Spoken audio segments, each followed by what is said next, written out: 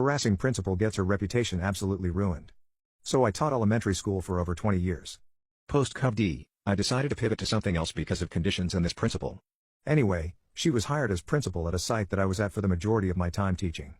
We had a long-term principal who had left a few years past and had a few years of a drunk racist principal that I helped get rid of, and then an interim principal who would fall asleep during IEPs. Not great. We can only go up from here, right? Wrong. There was automatic talk about the new principal being a little too friendly with the sports for kids guy. I just wanted to teach. After all the drama with drunk racist, I just wanted to keep my head down. Then, I started noticing that yes, they were extremely flirty with one another. He was driving around her new Mercedes. They would drink out of the same straw. He was always in her office behind her desk. It just didn't look good. She's in a position of power and married, and he's walking around campus like he's in charge of everything. But I don't get involved with other people's business unless it affects the children at school. Then someone called HR. Turns out they were banging all over school. Even when kids were on campus. All of the staff was interviewed by HR, but no action was taken, from my vantage point. She may have been written up.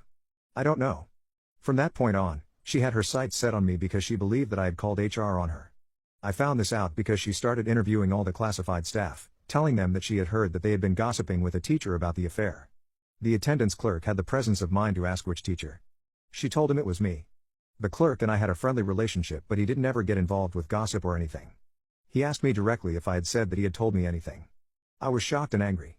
She is overstepping her authority by interviewing a subordinate without representation. She's also lying about me to a workmate and calling my integrity into question. I sent her an email directly asking her what she was doing because I didn't call HR. I'm a union person and would have gone through the grievance process. No response from her end. So I just avoid her and am going forward. They actively harass me. Or rather, he does. He throws balls at me. He makes little snide remarks in my direction. I try telling him to leave me alone. I tell her that I want to be left alone. Harassment continues. Then we have a big staff meeting on the general mood of the staff. Principal gives her lover the floor and he starts verbally attacking a teacher using her name and humiliating her in front of all the staff about perceived slights he endured from her. You're not supposed to use people's names, and a few of us call this out. Principal does nothing and allows him to continue to berate her for a few more minutes until it becomes unbearable for her and she leaves the room. Myself and a few others follow to check on her. She is shaking. We settle her down and talk for a while, trying to think up next steps. 2 days later, all of us who left the meeting were reported to HR by Loverboy.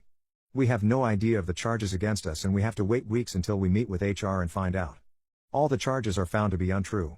She continued to harass me behind the scenes. Going so far as to tell me I was going to get sued if I told anybody. I was hospitalized with COVID, even though we're distance learning and not in direct contact. After a distance learning year, I left the school for another district and my mental health. She told my new principal I was a troublemaker, so the new one didn't like me. I had had enough and decided to leave teaching. I felt defeated and worn out.